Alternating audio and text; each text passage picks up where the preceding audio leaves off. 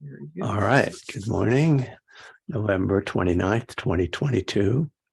I want to mention that I have a few events coming up. December 11th, which is a Sunday, I'll be doing a day-long online retreat, sadly online, but then again, a lot of you wouldn't be able to make it if it wasn't online, for Spirit Rock. And this is the retreat called Keep Coming Back that I've been doing for many years now. At this time of year, it always seemed like a good time of year to have a day long for the recovery community. Here's the link to the registration. So they come for all or part of the day, whatever is, workable for you. Yeah, I have a bunch of things coming up after the first of the year. I'll be doing a little thing for Vermont Insight in January. And then the Barry Center for Buddhist Studies, I'm going to do a series of classes. I think it's in April, far off, but just, the thing I should mention, though, that is really worth talking about now is the upcoming retreat. I'm calling it a spring retreat, even though it starts a few days before spring. This is going to be again at the Redwood Glen Retreat Center, which some of you have been to, and so those who have been there know the good and the bad. Just simply put, the rooms are good, the food is not as good. But it's a beautiful spot, and manageable. So it's kind of funny days that they had available. It's like a Thursday night to a Monday morning, the 16th to the 20th of March. And Greg is on call. I have told him to be ready for people to ask to join that retreat. So I've already sent in my deposit. very good, Steve. Very good. I'm looking forward again. I always enjoy being able to teach retreats. We didn't do one this fall, just because it gets to be a lot organizing them. So I'll have one in the spring, and then I think we will do one next fall. So that's enough advertising. Yeah, if anybody wants to read that little piece in Lion's Roar, they brought in several different Buddhist recovery teachers, Vimala Sara and Mary Stankiewicz, who's an old friend from LA, and then someone I didn't know. So short pieces about recovery and Buddhism. Oh yeah, one other thing I'm doing this Sunday. My friend Mark Nunberg just invited me to speak to his Common Ground group in Minneapolis this Sunday. Which, if you just look at Common Ground, I think it's Common Ground Meditation. Anyway, they're in Minneapolis. You can Google it. So I'm going to cover for him while he's teaching on a sitting retreat. So if you're interested, that Sunday morning, it's 10:30 Central Time. So, okay, enough. Let us sit. People seem to have sort of arrived on time today. So nice to see everybody.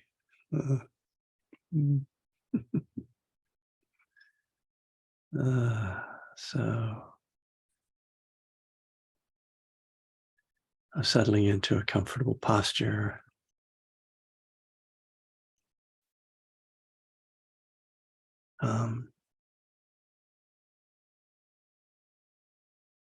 Just letting the body settle. You can close your eyes or just lower your gaze.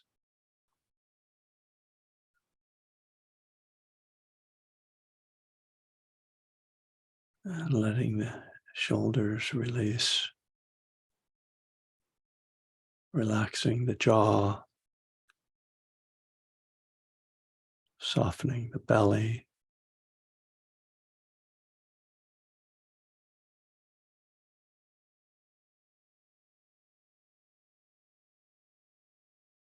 But we're trying to intentionally relax as much as we can. And then at the same time, to just bring mindfulness to the body, feeling the body.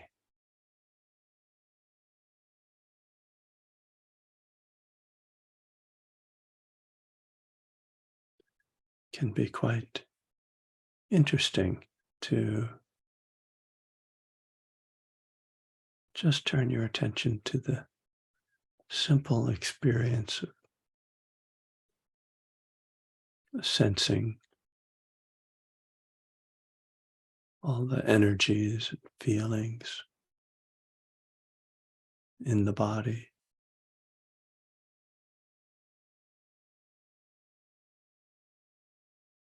The breath moving.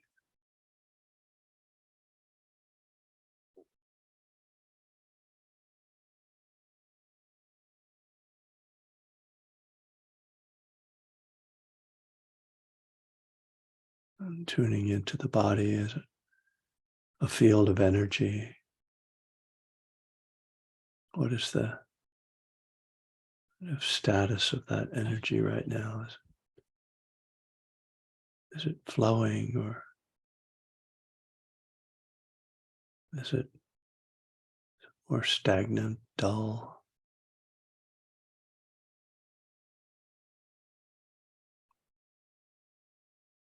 Or emotions show up as energies in the body.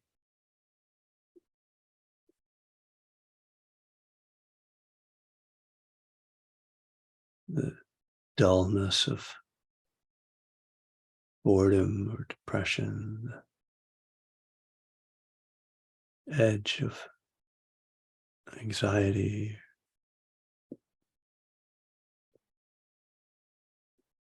the soft warmth of calm, equanimity. Oftentimes a kind of combination of different feelings that we can't really pin down one feeling. And then there's just the movement and flow of feeling that's never static. Principle of impermanence is clearly evident when we tune into the felt experience.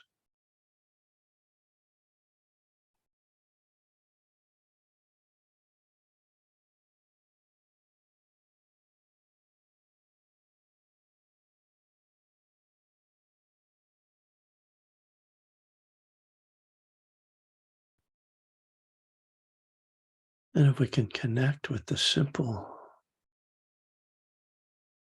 breathing, the rhythm and sensations of in-breath and out-breath,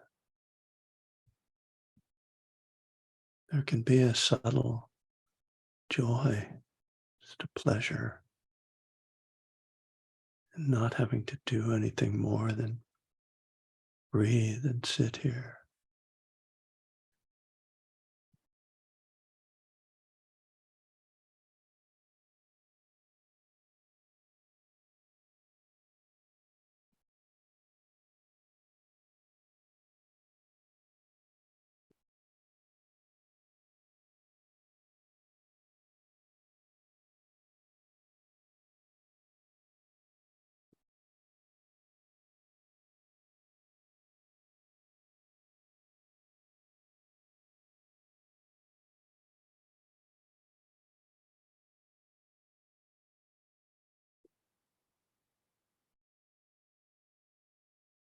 And often that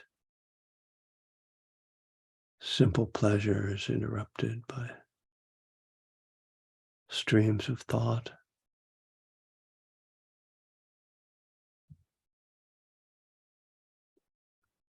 Sometimes we can just let the thoughts move through without really doing anything with them. But if they really hijack the awareness, then it is more helpful to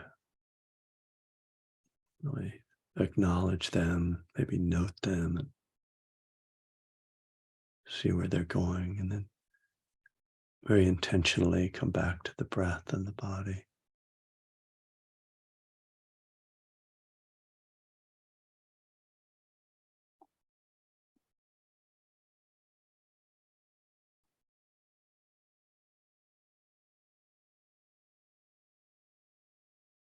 We just don't want to create a kind of battle between our thoughts and our effort to meditate.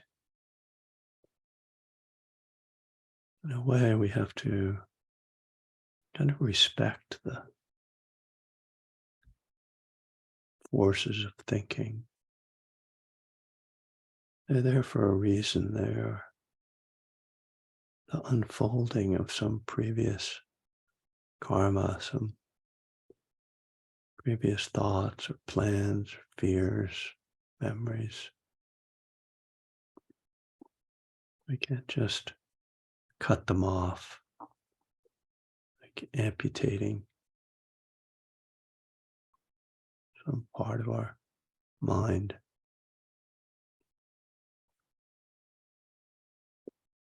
So this respect or acknowledgement is kind of held along with the breath. Here we can find that connection to the idea of powerlessness in this present moment. We can't control. We are somewhat powerless over the energies of the mind. Nonetheless, we continue to make effort to come back and to let go, and gradually, then we diffuse that energy, but not as an act of aversion or control, but rather as an openness and a letting go, an allowing.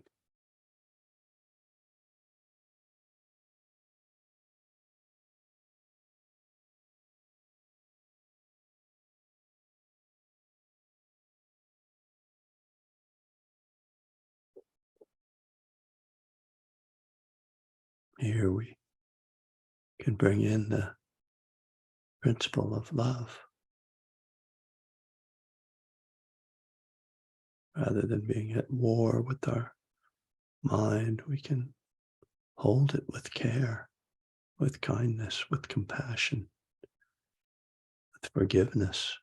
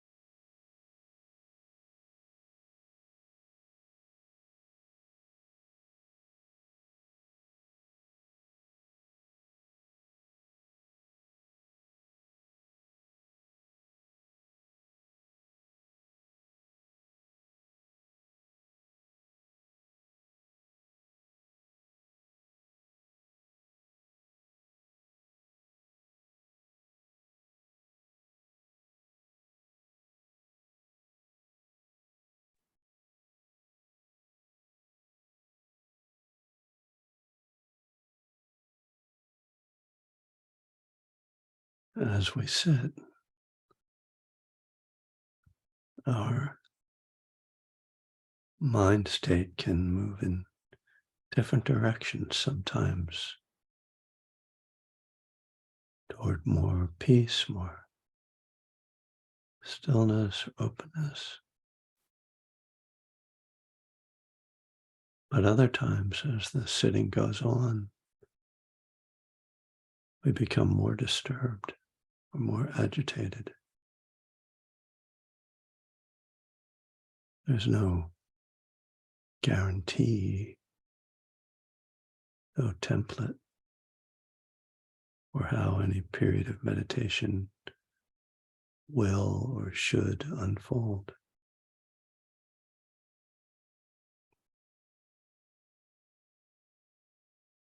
We have to be careful that we don't bring expectations, but rather bring an attitude of inquiry and curiosity, willingness to just be mindful of whatever is arising and to work with that with right effort, which is not a striving, but an engagement.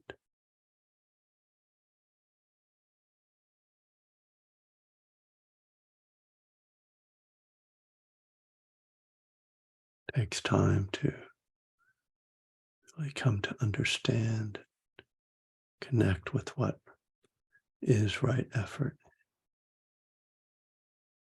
And in fact, it can change from moment to moment,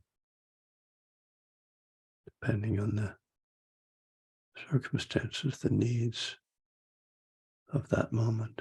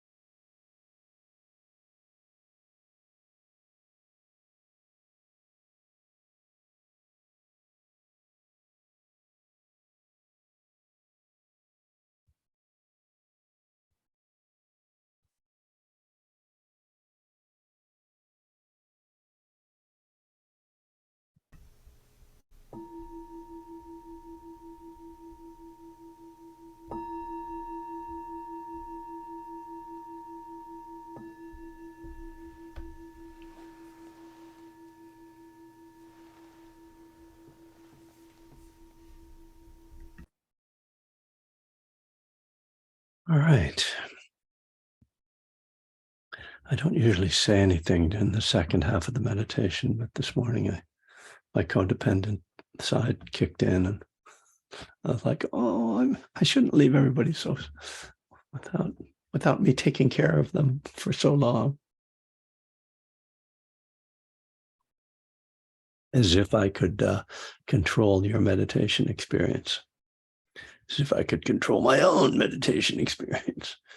And Holly, I noticed your question right before, or right as I was beginning the meditation, so I will answer it now. Do the Redwood Glen retreats have a title or theme of inquiry? The title is as generic as we can make it: Buddhism and Recovery.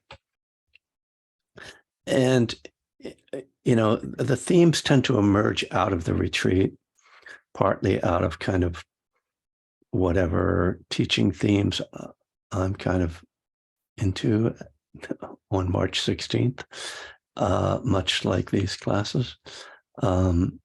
And also out of the questions that come up with people, you know, and so it's very organic in that way. The form is that we use the traditional silent meditation form with a couple of variations. We have a workshop period in the afternoon that's just for very intentional communication practice. And then we have a meeting at the end of the evening. So it's kind of this balance between the silence and then just some space for connection. And it's a format I came up with almost 20 years ago, and it never really varied it very much because it just sort of seems to be the right format. And what was the title of the article in Lions Roar? Lions Roar is a magazine. It used to be called Shambhala Sun. The title, I don't know what the title of the magazine, what the article was. Maybe somebody has it handy. It's in the other room, so I'm not going to get up and look at it, but it's easy to find. Yeah, a couple things have been on my mind that I wanted to talk about. I guess I might just sort of dip into a few things and then see what comes up for people today. I was, going to Burning Desire, the book of mine that we've been going through haphazardly over the past few months, and the last time we met, we were talking about the higher power of the group, which, in Buddhism is the Sangha, in the 12-step world's fellowship, and whatever community, spiritual community. And I wanted to say one or two things that I didn't talk about last time. Because, very often my effort is to show the way that Buddhism and the 12 steps, or Buddhism and recovery, are the same, or that they're connected in some way, that they're kind of intertwined, and that we can sort of think of them as having different approaches or viewpoints of the same ideas. And that's somewhat true with the idea of Sangha and fellowship, that both traditions point to the importance of community. In recovery, that's kind of it's the heart of the 12-step program is meetings. I think even more than the steps themselves, just being together and having that support. And then in the Buddhist world, again, like the community, Sangha is one of the three jewels. And we talked about the monastics and how they live together, and the Buddha's setting up the relationship between the monastic community and the lay community, and the importance of that relationship. But there's something that's different and it's pretty obvious what it is, which is that in the recovery world, and particularly the 12-step world, there are no leaders.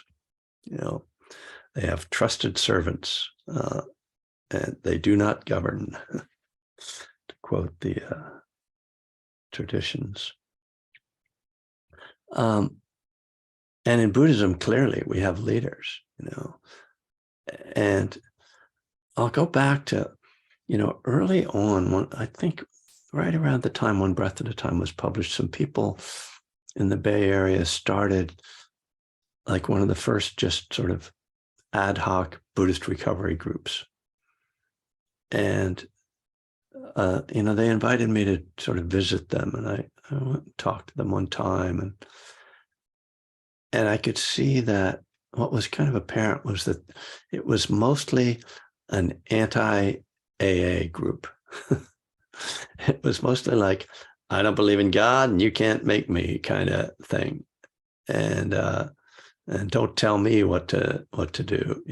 I'm a Buddhist, and or I'm going to use Buddhism as my recovery program, but without any kind of form or format.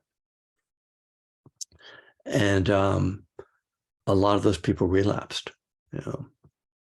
I found out later on it didn't hold together because it was, well, so there's that example, and I'll talk about all of this a little bit more.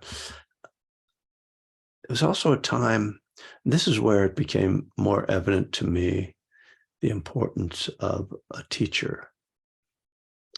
Before I became a teacher, I was sort of like, part of that development. I was invited to be a co-facilitator of what's called a Kalyanamitta group. It was back in the early 90s. And Kalyanamitta means spiritual friend. And it was a kind of a program that initially Spirit Rock started. It spread to some other communities where you would have a set group of people, who would sort of join a group, and it would be maybe 8 to 10 people, and who were Buddhist practitioners and wanted to share about the Dharma, and just wanted to have like a small, safe community to do that.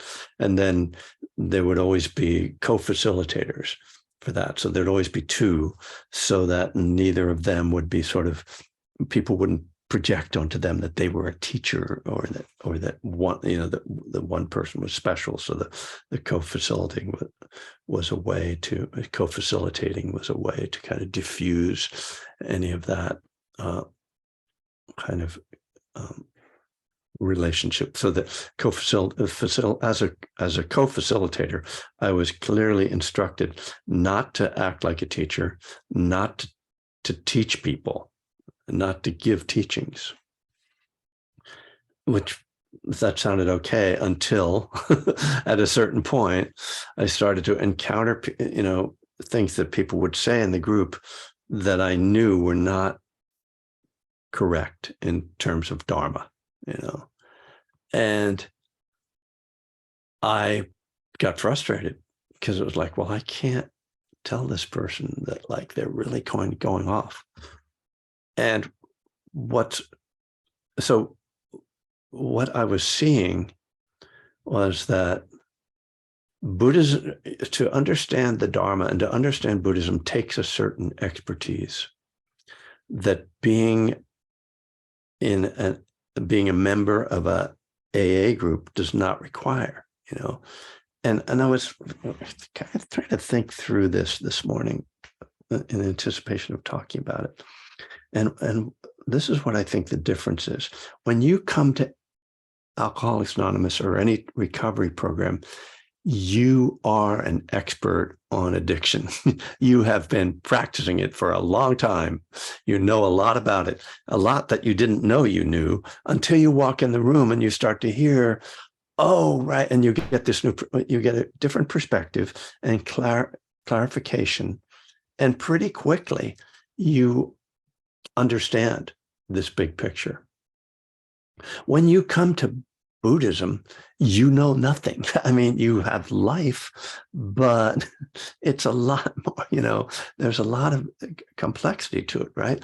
And when you come to meditation, as we all know, like you come into meditation, it's like, I'm in what is going on? Like, and you sit down like, it's like, was I meditating? I don't know.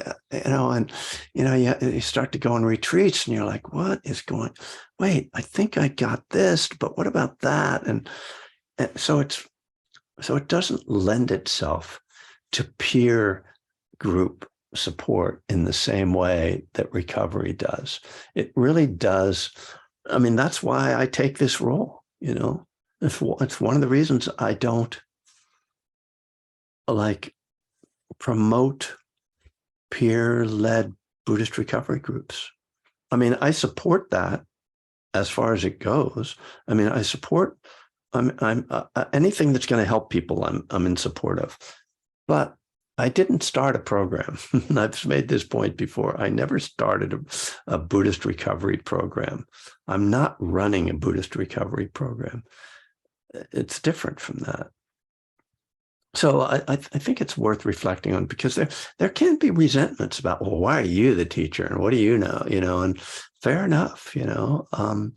The tradition, it's a very hierarchical and in fact patriarchal. Thankfully, we're breaking out of some of that in the West. I think hopefully a lot of that. But traditionally, to become a teacher, some existing teacher had to invite you to be a teacher. And that's how I was introduced into teaching. What some of my teachers said, oh, I think you're ready to step out and offer some teachings. So the idea, it's one of the reasons I have some hesitancy about, you want to take a teacher training and you just pay for it. It's like, yeah, I mean,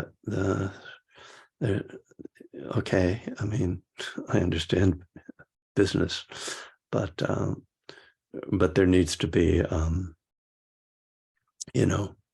a real foundation. And of course, any credible teacher training is going to have that kind of requirement. Anyway, I thought I'd give that little rant. Didn't mean it to be a rant, but it sort of seemed to turn that way. Because I think sometimes people do get confused about, well, why is it like this? And of course, you guys know me, and you know that my approach to teaching is also one of self-inquiry, so that I don't view myself as some enlightened figure speaking from Mount Olympus, down to the huddled masses. I view myself as a partner on the path who's been practicing and studying a little longer than some others. So there's that.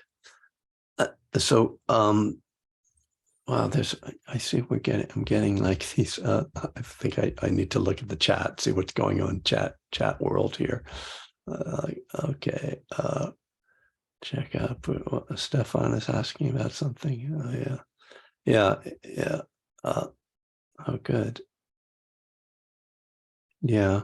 Buddhist recovery meetings. And we also have we have a list of people who have signed up to, the contact list. So if anybody wanted to start a group after this rant, share, studying together, great.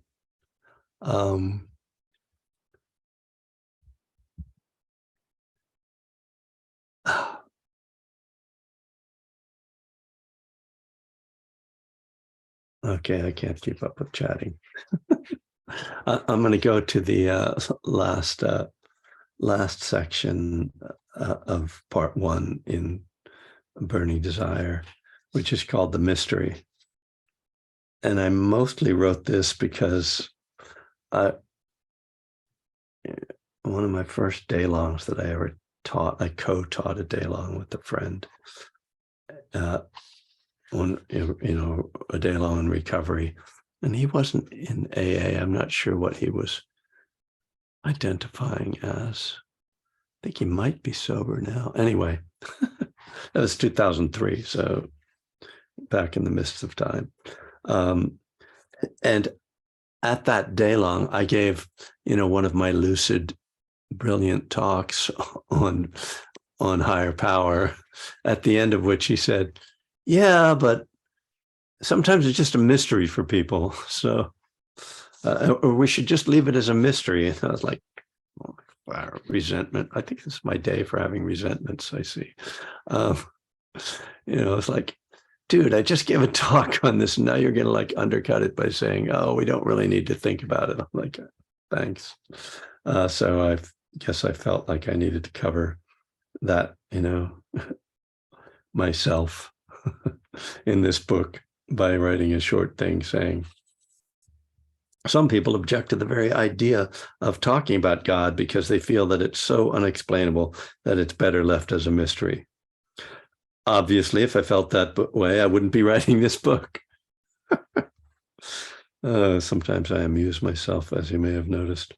But I want to acknowledge and honor that viewpoint. And I can say that in certain ways, I feel the same when it comes to exploring the questions of presence and nirvana and going further to what might or might not be behind the powers I'm looking at. We venture into the unknown. So the idea, what I'm saying is like, yeah, I can see that there's all these powers, but I don't know why there is such a thing as mindfulness. I don't know what, nobody invented nirvana as far as I know. Any ideas in this realm are merely conjecture. It's the human longing to know that leads people to muse on these topics.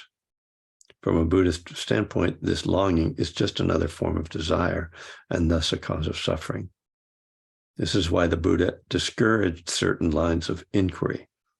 When he was asked about first causes, he wouldn't answer. Like he would never say what was the, how did the world begin, which is,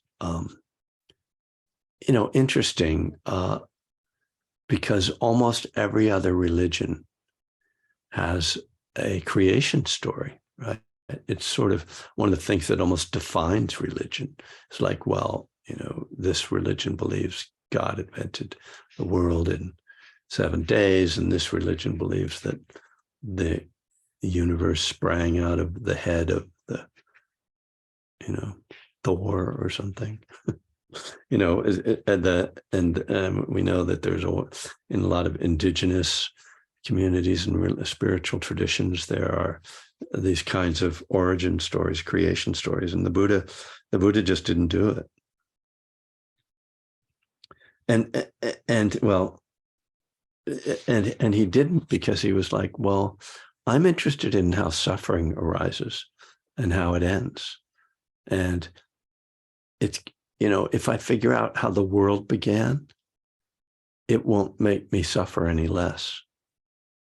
It's a little like, to put it in completely other terms, a little like doing therapy. It's like, oh, this is why I'm so screwed up, because my parents were really horrible or whatever. It's like, okay, now I am still depressed, so that didn't solve that. Not to say, obviously, with therapy, there's other values of that, and but just we know that there are limits. That's not just information. What is in the 12-step world? Self-knowledge alone. All my 12-step quotes are slipping away as I get older. But anyway, you guys presumably know what I'm talking about. Self-knowledge availed us nothing. Aha, pulled it back out of the shrinking brain. Self-knowledge availed us nothing, Such an interesting phrase, right? Like, oh, I can't make my problems go away by figuring them out. I think that's what that means. So this is what the Buddha's getting at. So a couple of little threads there.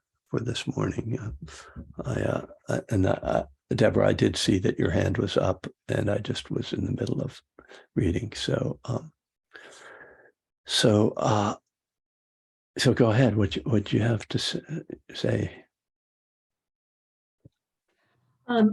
It's just my story of my entry into recovery in Buddhism. So I did a rehab 3 years ago, and very AA based, as most of them are. And after I got out, I went looking for something else. And somebody, while I was in recovery, in rehab, had given me Noah Levine's book on refuge recovery. So I joined them because it resonated far more with me than AA. And that was fine. And then COVID hit, and where we were meeting, we were no longer allowed to meet there. And so we went on Zoom. And there was a growing dissatisfaction with refuge recovery because you could only read that book in the bylaws. And some people had read the book like 3 or 4 times, and it's not a big book, it's a small book. And we realized we wanted to read other people, and we chose your book. Very wise. Very wise. And we're now on our second reading. I think we'll stop. But Good. It's interesting because when we left refuge recovery, rather than be rebels within, we just found our own refuge. And so there's like 10 or 12 of us. We meet in backyards or front yards now. And once a month we go on Zoom just to keep our connection going. And that's my Zoom connection is how I found you. It was like, well, we're reading that book. Let's look at this guy. And that's why I think you're the funniest Dharma teacher. But it's really interesting because we do a meditation, we read, and then we share. And at the end of the sharing, we decide where we're going to meet, who wants to lead, and who wants to lead the meditation. And it's really worked out really well for 2 years. And it's just that we all have the same need for spirituality. Some of us continue on Buddhist path without recovery, and some of them still go to AA. Mm-hmm. Right. And we all agree to disagree when there's, different points of view, and we all assist each other. And it's nice. The only problem that we've really had is if somebody else wants to join us, and so we've pretty much kept it closed. So it's just it's something else that happened, It's like, so I want to thank you for the inspiration. That's great. And thank you. I really appreciate you just sort of taking us through the details of that. I think it's very helpful to think about how something like that can work and what the pitfalls can be. And so, I was being somewhat simplistic in my sort of comparison of the two. So I think you've really shown how there can be a hybrid, which I think, first of all, having a book is very helpful, and also not being like insular in the sense of like, this is all we do, because I don't want, like, that first group that I described was very much a group that was created out of aversion and was kind of like trying to avoid certain things. there's certainly no reason that there can't be peer support groups. It's just that I think that that's not in like a Buddhist peer support group. I don't think is enough for a Buddhist. Buddhists need more than just a support group. For sobriety, I think, yeah, a support group can be enough. But anyway, it's, yeah, I appreciate you bringing out some more of the nuance and of that. Any other thoughts, questions, comments? Really on anything, we're open here. Holly, hello. Hi. You were talking about the importance of a teacher, and I thought it seems like a teacher is sort of like a sponsor in that they both reflect back to you, your whatever's happening, and bring that forward. And I wondered, there's other parts of being a teacher, or other benefits of having a teacher, as kind of your Right. own. It's interesting. A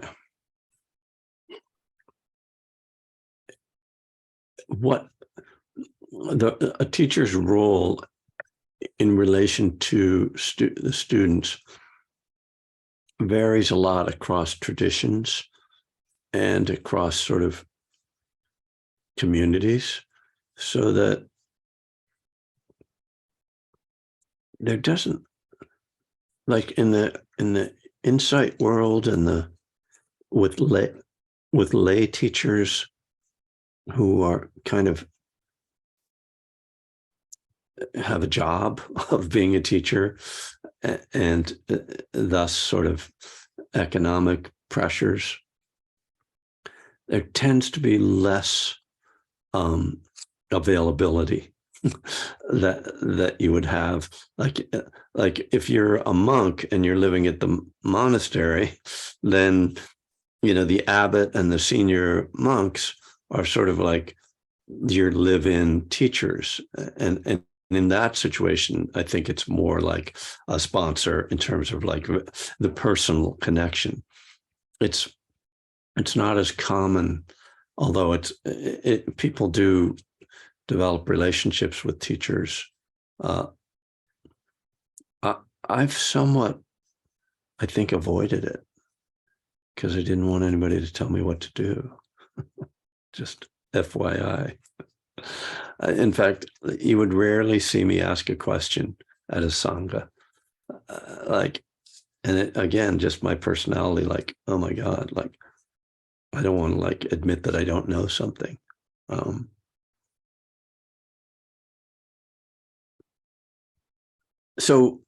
But there's also something else. That's just the Kevin personal part of it. But there's also something else that's a distinct difference, which is that, and maybe it's not that much of a difference, but it may, I'll just say what I'm thinking, which is, and when you're working with a sponsor, it seems like it's kind of more personal, and they're like responding to like the things that they see that are problems for you and trying to guide you through your own personal struggles.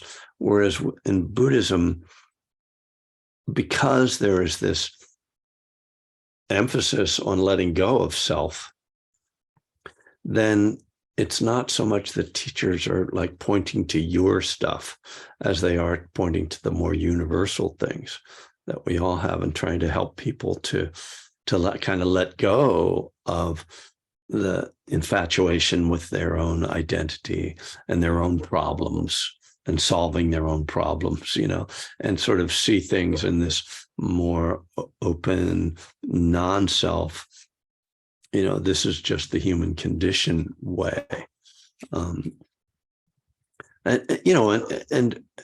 this is very much what happens in my own encounters with people when people ask me for help,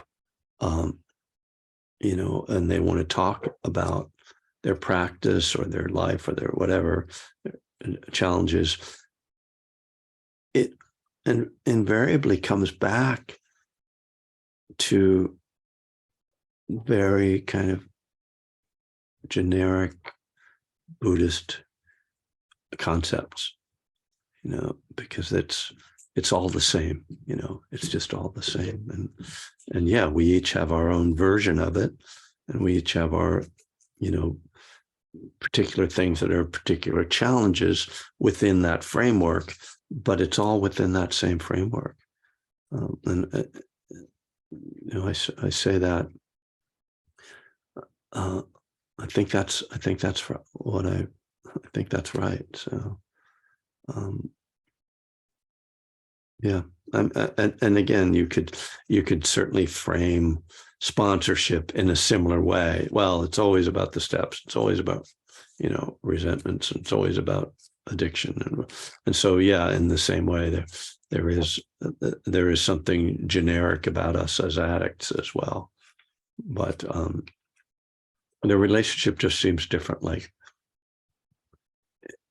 my sponsor would tell me to do stuff, for instance, and I haven't really had Buddhist teachers tell me to do stuff. They might make a recommendation, but it's not the same kind of guidance. It's not personal. Anyway, Sherry, hi.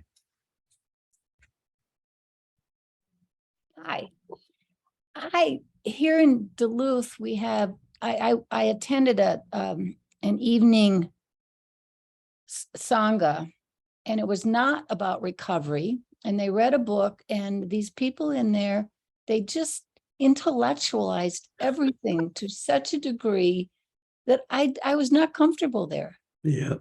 And I said once, wouldn't it be fun to have a teacher? They did not like that. And then I have another one that I do on another night that, well, then I quit going to that one after a year. It just wasn't for me. Mm. And then I have another one that I do on Zoom on Thursday night, and there's only like 6 of us, and we read a book, a recovery Buddha book, and we have become so close, and it is such a lovely, lovely little group that the difference is night and day. Mm. I don't know if the difference is because the other one has nothing to do with recovery, or it's just that that's the approach they've taken. I don't know, but I do know that one didn't work for me. I know. You know, Buddhism attracts that certain type of Western, you know, intellectualizing, and that's been there since the beats. You know, look at Jack Kerouac. You know, it's like, oh yeah, Dharma bums. I think I'll drink myself to death in the meantime. It's like, no, you're not really getting it, Jack. You know, you're missing something. And you know, the fascination with the Zen and everything. There is this whole stream of that in Western Buddhism, which I, like you, find leaves me completely, you know, cold. Not helpful. And so interesting that they'd be like, no, we don't want a teacher. It's like, why is that? Because the teacher might actually ask them to practice and to, like, you know, and to kind of see through their, anyway, I'm totally judging these people, so thanks. But this is why I like working with people in recovery, because there's a soulfulness, there's an authenticity, there's, you know, at some point, each of us has been just stripped down to the studs in our life, you know, and we just don't, like, it's got to be real, you know. We see through bullshit. Well, that's like one of our great talents, because we are bullshitters, right, inherently. And so it just, all that crap, it's like, we know what's important, you know. We have seen hell, we have visited. It's like that whole thing about spiritual people, or, you know, religious people don't want to go to hell, and spiritual people have been to hell and they don't want to go back, you know. That's where where we are, it's too real for us. So, yeah, that's why I love to work with people in recovery, and that I really don't like, I don't have that much of a desire. When I go into a non-recovery oriented Buddhist group, I often try to break them down. I do. I'll go into a group like, there's one group I've visited several times, and they'll all be meditating very quietly when I walk in, like 15 minutes before the class starts. And I'll be like, hey, how's everybody doing? What's going on? It's like, stop being quiet. The class hasn't started. Talk to each other. Be real. Be here. Don't come in here and hide out, which is what people do. They come to a Buddhist group and they hide out. Yeah. All right. We got ourselves on a great topic today. Jonathan. Sherry, thank you for sharing that too. Hi. Hi. Good morning. Morning. So I just wanted to, I wanted to talk about, like you were saying about, and this really clicked for me when you said it, like the idea with like, what you're talking about with like Buddhist peer-led groups not having a teacher and the fallbacks of that. And I was thinking about how even in both the recovery, the refuge recovery and the recovery Dharma literature, it was like, in my opinion, really solid literature in a lot of ways and really useful and whatnot. But there is some key things that are missed. Like, for example, like the 4 right efforts don't exist in either of those books. Like, it's just not, it doesn't talk about prevention, sustaining, etc. Right? Like, it's not mentioned. And so, and then the lack of having a teacher, people don't pick that shit up, because, so it's like, I find there's a lot of like misunderstood, because like even like the concept of investigation, like without the concept, like without understanding what that means according to Buddhist perspective, right? It's like, what are you, a cop? Like what's that mean, right? Yep. And so there's a lot. Yeah, so when you said that, it's really clicked, and because I've been feeling, and I guess this isn't why I solely hang out in those groups, because there's something missing, and it's because like that's why I go to groups like this and Spirit Rock and whatnot, right? Because I need teachers, and hang out with monks, right? So anyway, that's what I got. That's great, Jonathan. That's exactly right, and that's exactly what I'm pointing to. That there are concepts in Buddhism that are very subtle, and that they can be easily misunderstood. And when they get misunderstood, people start to veer off into like, no, you're really missing the point. Like, there's no self. Oh, well then, and then some story happens out of that. And right effort. I mean, that's a very subtle concept. Investigation, very subtle concept. Yep. Thank you. Yeah. You doing okay? You got a little oxygen issue going on? Oh, it's just my regular top up for the morning. Oh, I see. Partying on the oxygen. He's a drummer, can't you see? I see that. Yes, Steve. Yeah, just recovering from the old COVID, so it's Oh, okay. It helps. All right. Thanks, man. Take care of yourself. Stefan, is that how we pronounce your name, Stefan? Yeah, Stefan. Okay. Well, nice to see you after some various communications with you. Yeah, absolutely. Yeah, I just wanted to say hello and thank you for the email back and forth and just these meetings and your books. I mean, just, I don't know, I feel like I'm a big fan now, but anyways, I'm so grateful for your teachings. And what's going on for me is that I want more of this, and I want it in person. Yeah. So I'm in Los Angeles, and I'm hearing people talking about meetings with your book. Somebody sent me a link to Dharma Bums. So I want to just glean and access these materials and formats and ways to bring your teachings to LA in a in-person setting. So if anybody's in LA and wants to support in that effort, that'd be great. Can't do it alone. I know the list of people in this group. There's no like location, so I'm not sure where people are. Oh yeah, true. That would be helpful, but I'm just That's a putting it good out point. there, and I'm super excited. I was able to get the 11th off, so I will be at your retreat, Spirit Rock, online. So Oh, good.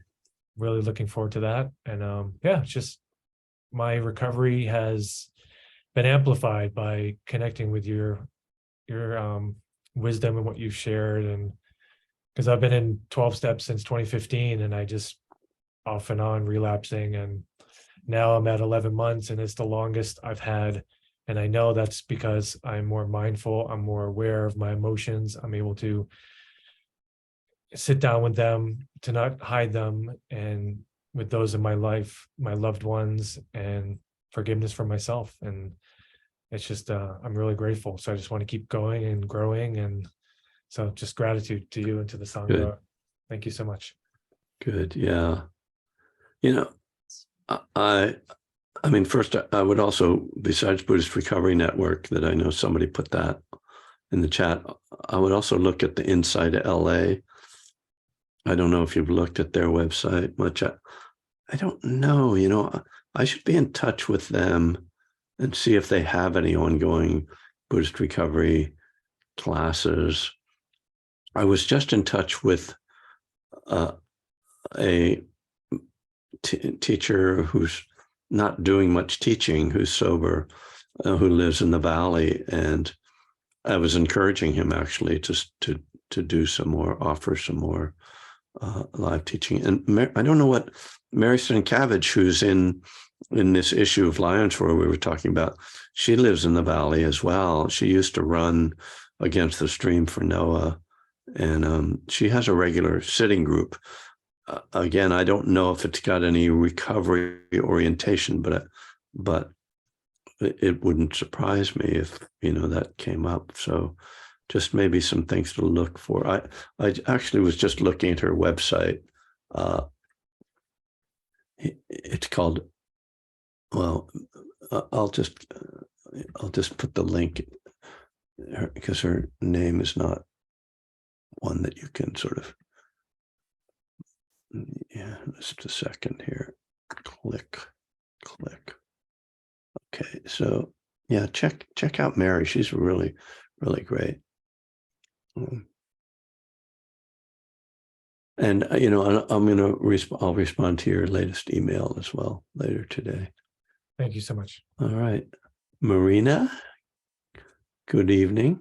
Hi, good evening. I have a feeling every time I raise my hand, it goes to, like, you know, the time passes and we're over with the time, and I really don't want to take it that much.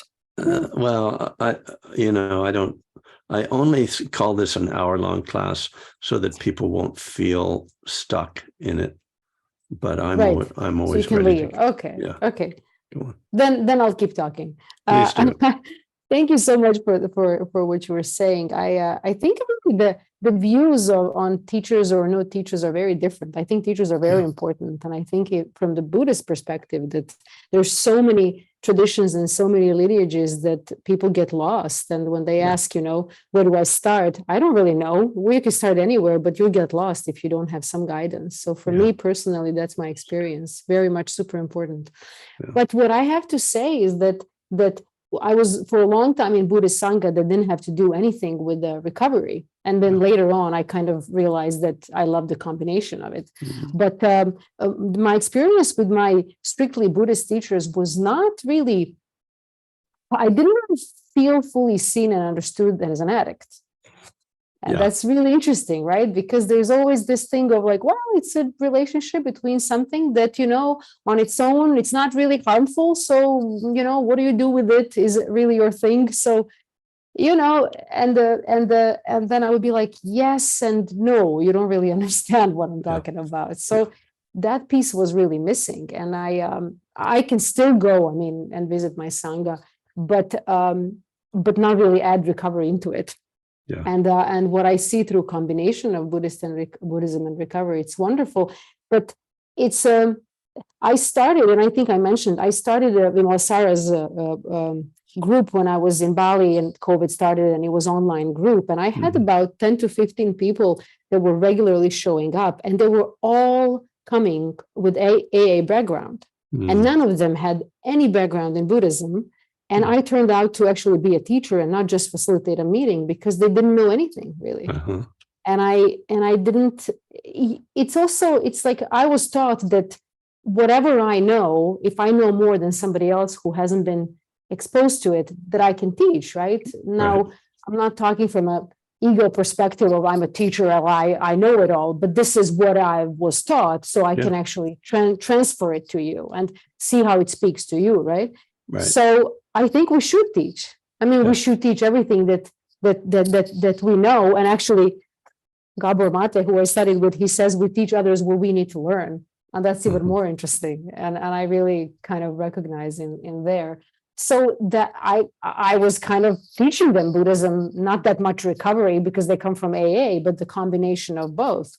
And then now I'm holding that same class or meeting here, but half of these people are not even addicts. So I have to broaden the idea of being addicted to aspects of life is human conditioning, right? Like if you know suffering, then you can actually join a Buddhist class or Buddhist recovery meeting for sure. Right. And it's really interesting how people come from different backgrounds and different knowledges and different needs. And I think, I think we should keep on, teaching. And again, people get attracted to you if they, if you speak what they relate to. So then you're a teacher. I mean, right. So yeah, thank you for sharing that. And to bringing up the topic for sure. Yeah, that's great, Marina. And it's one key aspect of that, stepping in that role, is being clear about what you don't know, and being able to, just say these are the limits of my knowledge, and pointing people to resources and all of that. And but when just as you said, I mean, you can, it's almost like, you get called upon, it's not so much like, hey, can I be the teacher? It's more like, oh, right.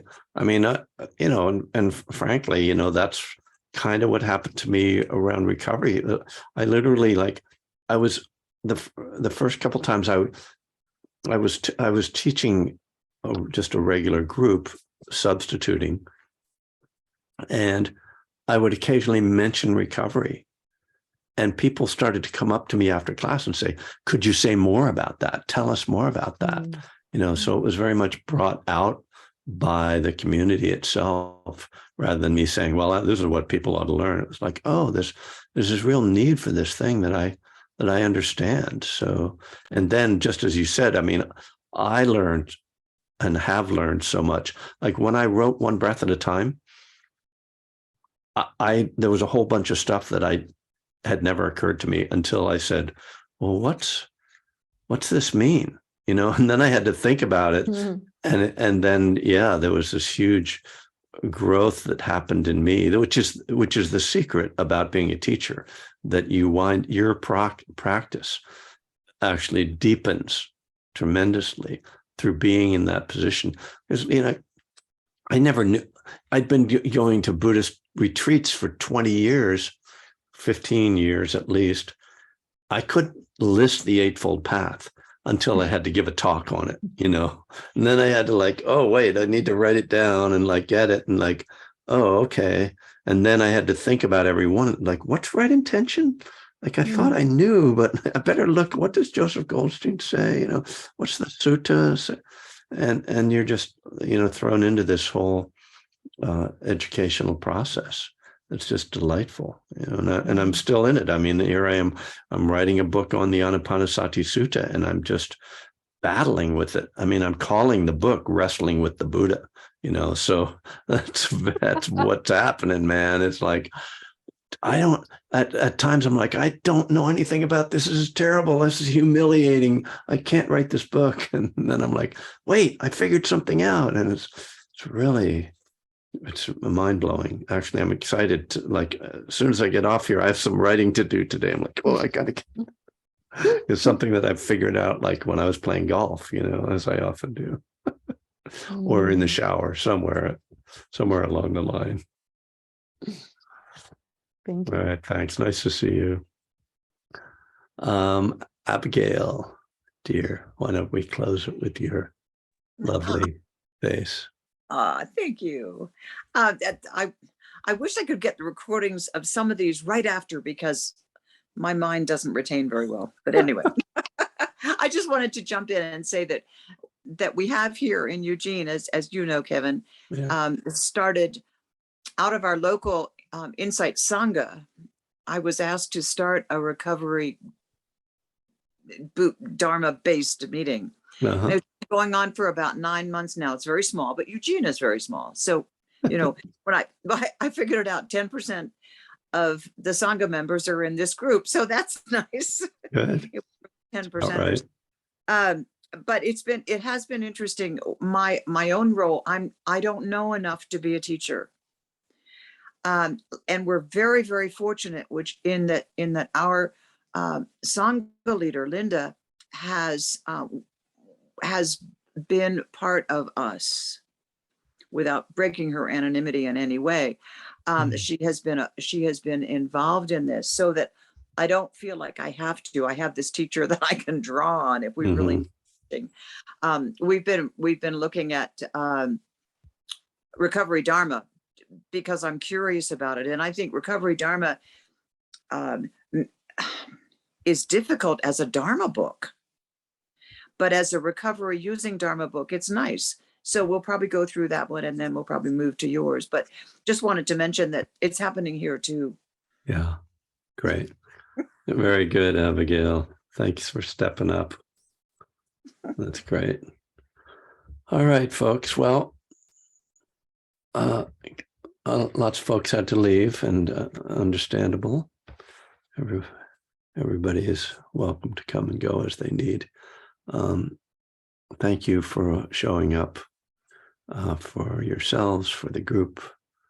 I don't want to say you're showing up for me, like, you know, that would be self-centered, but yeah, it's great to see everyone, and be back Friday evening for those who can make it. So take care. Thanks, Kevin. Take care of yourself. All right, thanks. Thanks, Kevin. All right, nice to see you, Eleanor. Thanks, Kevin. Bye-bye. Bye.